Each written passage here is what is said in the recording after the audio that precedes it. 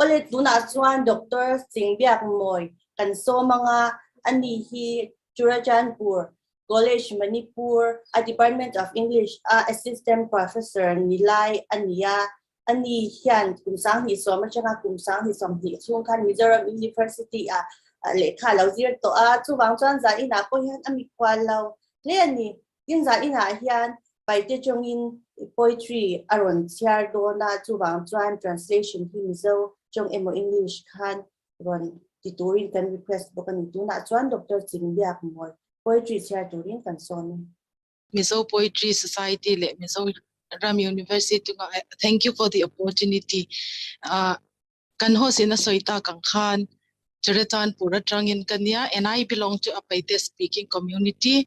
Het laya zona tlakho hi trong hi kan shethiam feka ma se hanman hi kan thiam loa, and me as I was a student as well as a research scholar at Mizoram University for quite a long time. Mizo trong hi kathiam thine moka intia ma se zani na hian hanman don tak taki chuan ka confident lowa chuwang chuan in min shethiam turin ka ngen sa cheu.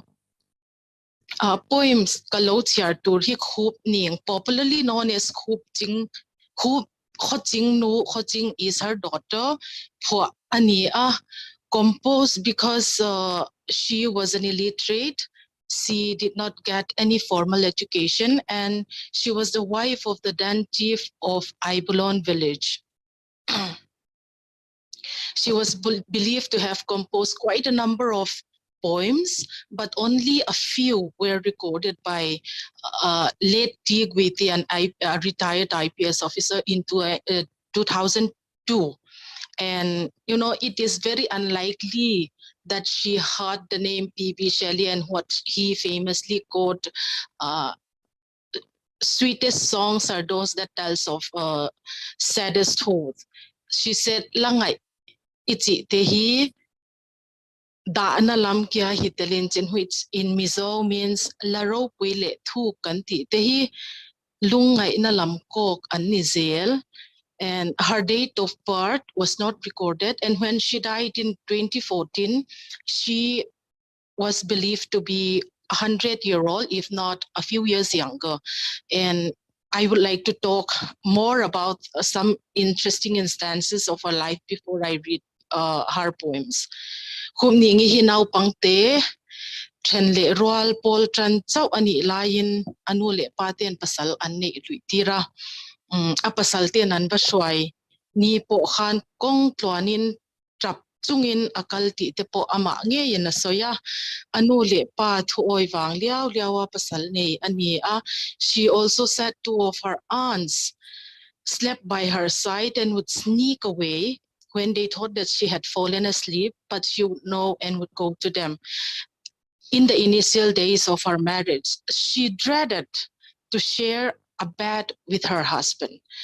And she was converted to Christianity only at a later stage of her life. She often talked about how they undertook fertility rituals back in their village when they could not conceive even after years of marriage, at the same time undergoing medical treatment in Lamka. And she eventually had a daughter after 7 years of their marriage, and she attributed this as a result of their intoina.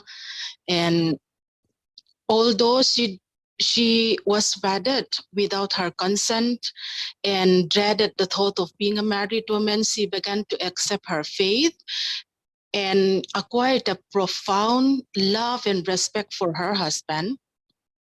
Tuna la kalaw siya turhi anpa damlaya amangay nali ropui ati zia alantir na apo ani kakyang pa ding diang no zang kam no bang ing zang kam no bang ing banzalin huay chimlang And when he died, she composed an elegy lamenting her dear husband.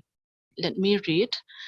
Sien angkoy kangil mo na dingin Jawa lum swang gil lang Jawa lum swang gil kalak o Kyang min kaloi na hi She was also a storehouse of indigenous knowledge. Ahun laya thule la atwi takle thuron tlang mi ani in 2012 while I was preparing for my MPhil dissertation, I went